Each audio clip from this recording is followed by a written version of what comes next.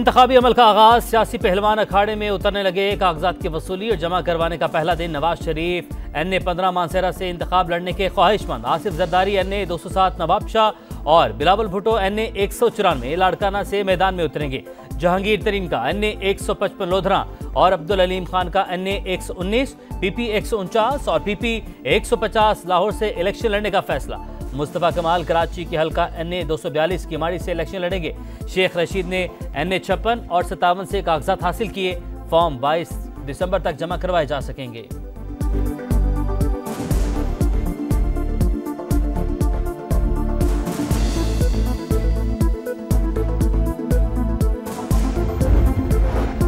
साबिक chairman PTI Lahore, Islamabad और मियांवाली से इंतखाबी मैदान में उतरेंगे। तहरीक इंसाफ का ऐलान। बैरिस्टर गौहर की शफाफ इंतखाबात के लिए चीफ जस्टिस से किरदार अदा करने की अपील। लतीफ खोसा कहते हैं उम्मीदवारों को कागजात जमा कराने में मुश्किलात हैं। ये कैसी लेवल प्लेइंग फील्ड है? साबिक चेयरमैन PTI के जेल से कागजात जमा कराएंगे। कोई रोक सकता है तो रोक ले। कल तमाम हाई कोर्ट्स में दरखास्त जमा कराने का ऐलान।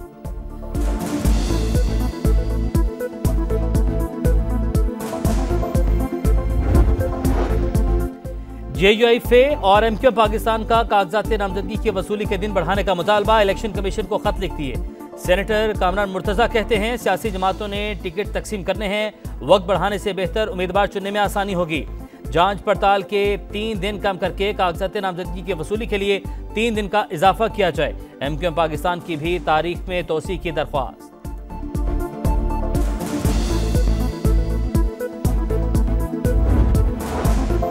हल्का बंदियों के तनाज़ात से ज्यादा इलेक्शन जरूरी। शेड्यूल आने के बाद इंतखाबी अमल डीरेल नहीं किया जा सकता। इंतखाबात में ताखीर से अवाम का जमहूरी निज़ाम पर एतमाद कमजोर और सियासी अदम इस्तेहकाम होता है। सुप्रीम कोर्ट का तहरीरी फैसला। लिखा हल्का बंदियों के मसाइल इंतखाबात से ज्यादा अहमियत नहीं रखते। हल्का बंदियों की दरखास्तें सुनी तो मुकद्दमेबाजी का सैलाब उमड़ आएगा। होता है कि एक इलेक्टेड 25 करोड़ अवाम के एक इलेक्टेड प्राइम मिनिस्टर को ये इस तरह के बंदे बैठ के 4-5 बंदे बैठ के तो उसको घर भेज दें। झूठे मुकदमात बनाने की क्या जरूरत थी? आज वो सजाएं और नाअहली कहाँ गई? 4-5 लोग बैठकर 25 करोड़ अवाम के नुमाइंदे को निकाल देते हैं। नवाज शरीफ का शिकवा। कहा जस्टिस शौकत सदीकी ने खुद बताया कि हमें इलेक्शन तक अंदर रखने का हुक्म था। ऐसा कहीं नहीं होता और न होना चाहिए। इन्हीं वजूहात के बाइस आज इस मकाम पर खड़े हैं। इर्द गिर्द के मुमालिक चांद पर पहुंच गए, हम जमीन से नहीं उठ पा रहे। किसी लीडर को किसी सियासी जमात ने जेल में नहीं डाला। रियासती इदारों पर हमला हर मुल्क में जुर्म है। कानून हाथ में लेने वालों को नताइज का सामना करना पड़ेगा। वजीर आज़म अनवारुल हक काकड़ का स्वाबी में तलबा से खिताब। कहा कुछ लोग सियासी एहतजाज चाहते हैं लेकिन सियासी रवैयों पर बात नहीं करना चाहते। मुआशरे के मुख्तलिफ तबकों में तसादुम गलत है। मयारी मुज़ाकरे मुस्बत सोच और रुझान को परवान चढ़ाते हैं। मैं और मेरे साथ 70 साथी कौमी दहाड़े में शामिल हो गए हैं। तमाम साजिशों में खासकर इंडिया का हाथ है। क्लदम BNA के साबिक कमांडर सरफराज पंगजई 70 साथियों समेत कौमी धारे में शामिल। पुरतशद्दुद कार्रवाइयां तर्क करने का ऐलान। कहा बलूचिस्तान में दहशतगर्दी के पीछे भारत का हाथ है। मजमूम मकासद के लिए बलोचों को इस्तेमाल किया जा रहा है। बलूचिस्तान की पसमानदगी का हल करप्शन पर काबू पाने में है। बजट का आधा हिस्सा भी खर्च किया जाए तो यहाँ के लोग खुशहाल हो जाएंगे। जाना चकजई का खैर मकदम बोले बलोच कौम परस्तों का रियासत पर एतमाद बढ़ रहा है।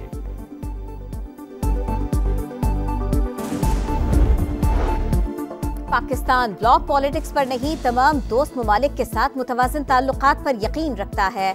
Army chief general Syed Asim Munir की अमरीकी थिंक टैंक्स और मीडिया नुमाइंदों से मुलाकात में गुफ्तगू।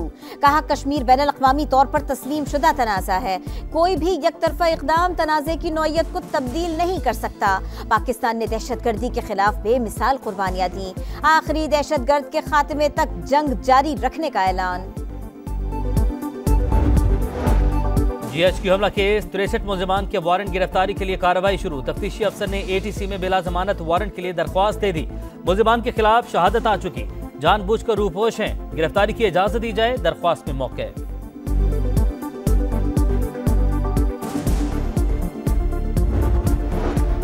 ISI, FIA और IB समेत किसी एजेंसी को ऑडियो टेप करने की इजाजत नहीं।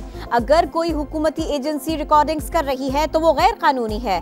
अटॉर्नी जनरल का इस्लामाबाद हाई कोर्ट में जवाब। अदालत की आइंदा समाअत पर FIA और PTA को दोबारा जवाब जमा कराने की हिदायत। जस्टिस बाबर सत्तार ने रिमार्क्स दिए, तमाशा बनाना चाहते हैं तो बना लें, अगर हुकूमत ने नहीं बताया तो फिर नेशनल और इंटरनेशनल अदालती मुआविन मुकर्रर करेंगे।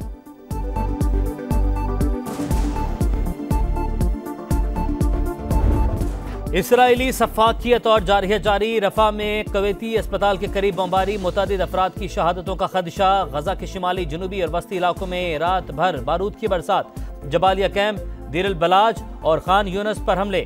मजीद 100 फलस्तीनी शहीद। सेहूनी तैयारों की लेबनान में भी बमबारी। हिजबुल्लाह के 6 एहलकार शहीद। जंगबंदी करारदाद पर सलामती काउंसिल में आज वोटिंग मुतवक्के। इसराइल ने 40 कैदियों की रिहाई के बदले 1 हफ्ते की जंगबंदी की पेशकश कर दी। हमास की जानिब से बातचीत के लिए मुस्तकिल जंगबंदी की शर्त।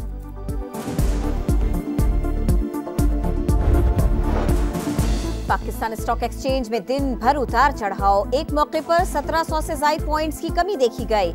इख्तितामी लम्हात में रिकवरी। 100 इंडेक्स 385 पॉइंट्स गिरकर 62,448 पॉइंट्स पर बंद। कराची के इलाके गुलिस्तान जौहर में 7 दिसंबर को NED यूनिवर्सिटी के तालिब इल्म का कत्ल। पुलिस ने केस हल होने का दावा कर दिया। पुलिस चीफ खादिम हुसैन रिंद कहते हैं 13 दिसंबर को मुकाबले में हलाक 2 मुल्जिमान ने डकैती मज़ाहमत पर मुर्तज़ा हुसैन को कत्ल और भाई को जख्मी किया। दोनों डाकू पंजाब पुलिस को भी मतलूब थे।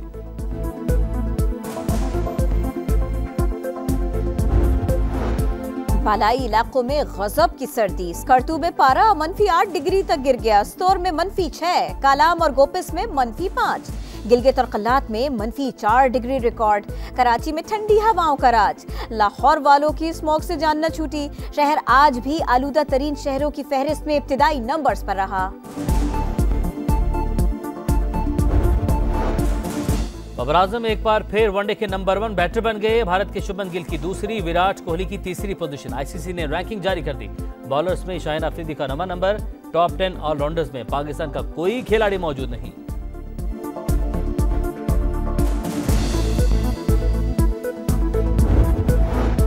शाहीन अफरीदी के बाद शादाब खान भी एजाजी DSP बन गए। पंजाब पुलिस ने ब्रांड एम्बेसडर मुकर्रर कर दिया।